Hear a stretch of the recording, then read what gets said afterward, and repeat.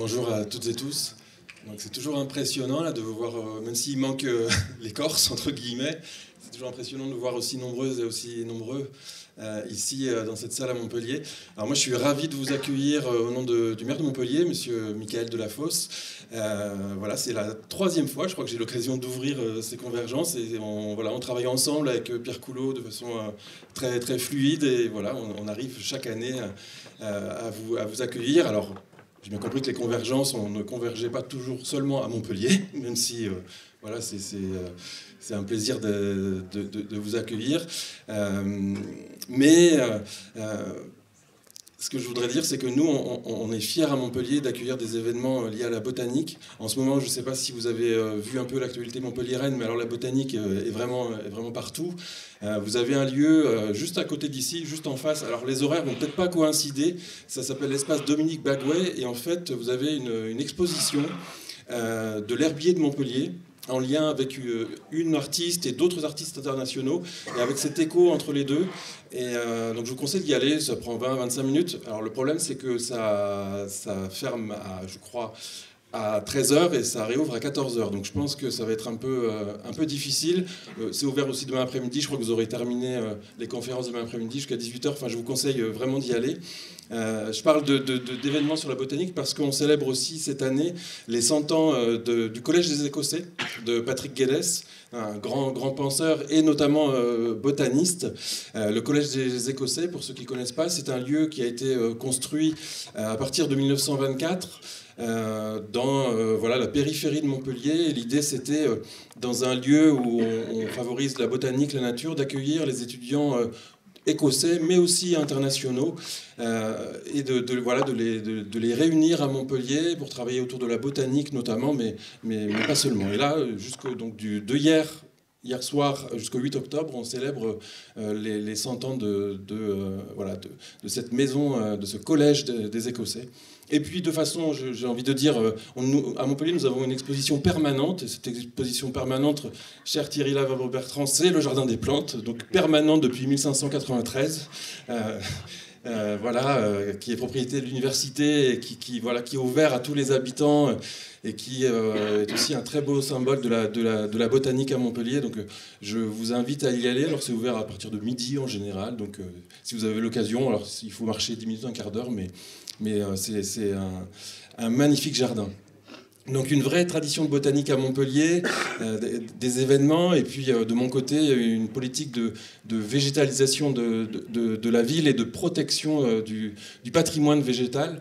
Alors moi je ne suis pas spécialiste en botanique, mais j'ai cette mission de promouvoir le végétal en ville avec tous les bienfaits que ça peut apporter. Alors bien sûr il y a le côté esthétique, mais aussi la biodiversité, le rafraîchissement dans des villes aujourd'hui, et notamment à Montpellier, où le climat va être de plus en plus difficile, avec des pics de chaleur et ce qu'on appelle des phénomènes d'îlots de chaleur de plus en plus importants.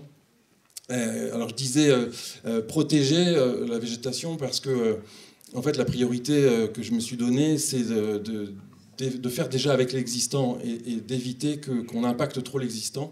Et je prends un exemple rapidement. On a créé une instance qui s'appelle le comité arbre. Alors c'est une instance qui est composée d'élus que je préside, des services de la ville, mais aussi d'un chercheur spécialiste de l'arbre qui s'appelle Yves Caraglio, je ne sais pas si vous le connaissez, de la LPO et d'une association locale naturaliste qui s'appelle les écologistes de Leuzière.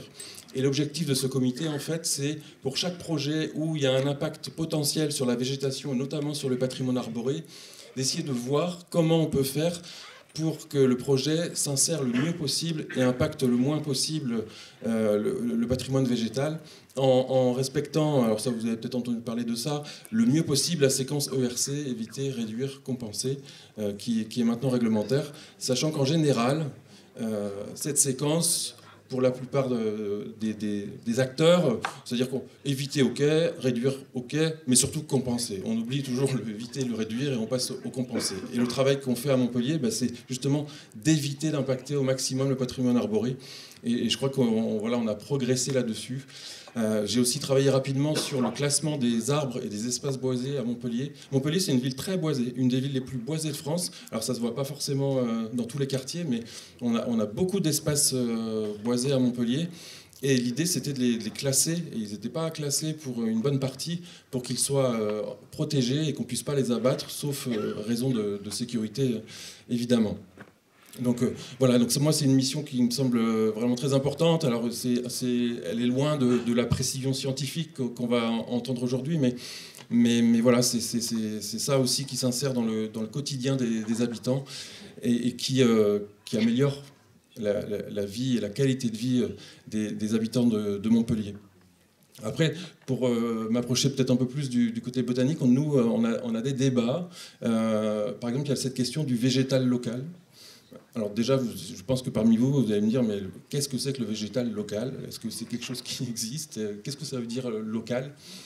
Le débat, pour faire simple, c'est de se demander si on essaie de végétaliser avec des espèces principalement et uniquement locales parce qu'on estime qu'elles sont adaptées, ou si on introduit d'autres espèces plus exotiques qui vont peut-être résister au changement climatique.